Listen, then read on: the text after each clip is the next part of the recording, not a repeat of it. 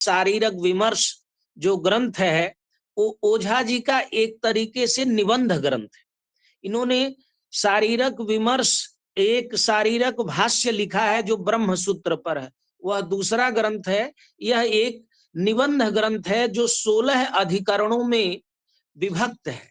इसका जो प्रथम अधिकरण था ब्रह्म मीमांसा प्रवृत्ति निमित्तम, जो पांडुरंगी जी चर्चा कर रहे थे कि यह ब्रह्म जो मीमांसा है षोडश लक्षणी है कि द्वादश लक्षणी है कि विंशति लक्षणी, ये समग्र विषय को इन्होंने पहले अधिकरण में विचार किया है।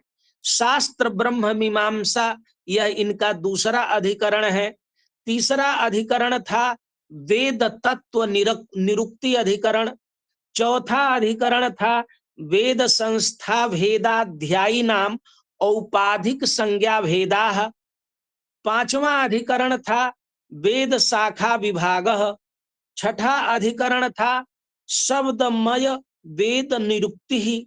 सातवां था शब्दमय वेदा नाम पौरुषेयत्व अपौरुषेयत्व विमर्शो नाम मत समुच्चय, नाना मत समुच्चय। इसमें लगभग 42 मतों का उन्होंने संग्रह किया है वेद पौरुषेयत्व और अपौरुषेयत्व में, जो अन्यत्र दुर्लभ है। इसी प्रकार से आठवां अधिकरण था उपनिषद शास्त्र निरुक्ति।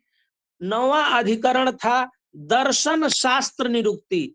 ये भी पांडुरंगी जी जो विषय बता रहे थे कि कौन दर्शन हो सकता है नहीं हो सकता, ये समग्रता से इस प्रकार का संकलन दर्शन शास्त्रों के स्वरूप का प्रतिपादन करने वाला यह एकमात्र ग्रंथ है। किस प्रकार से नाना प्रकार से उन्होंने दर्शन शास्त्रों के प्रस्थानों का निरूपण किया है, उनके स्वरूप का अभी कथन किया है। ये भी एक दुर्लभ यहाँ पर उन्होंने विवेचन किया है। षोडश पदी पदार्थ निरुक्ति। 11वां अधिकरण गीता शास्त्र निरुक्ति। 12वां अधिकरण आत्म ब्रह्म मीमांसा। 13वां अधिकरण उपनिषद शास्त्राणाम विरोधाभास निरासः। 14वां अधिकरण था दर्शन शास्त्राणाम विरोधाभास निरासः। जितने भी दर्शन शास्त्र के प्रस्थान हैं उनमें जो विरोध दिख रहा है उन विरोधों का भी निराश किया और कहा कि समग्र दर्शन शास्त्रों का प्रतिपाद्य एक है। इस प्रकार इस अधिकरण में बड़े विशिष्टता के साथ प्रतिपादन किया।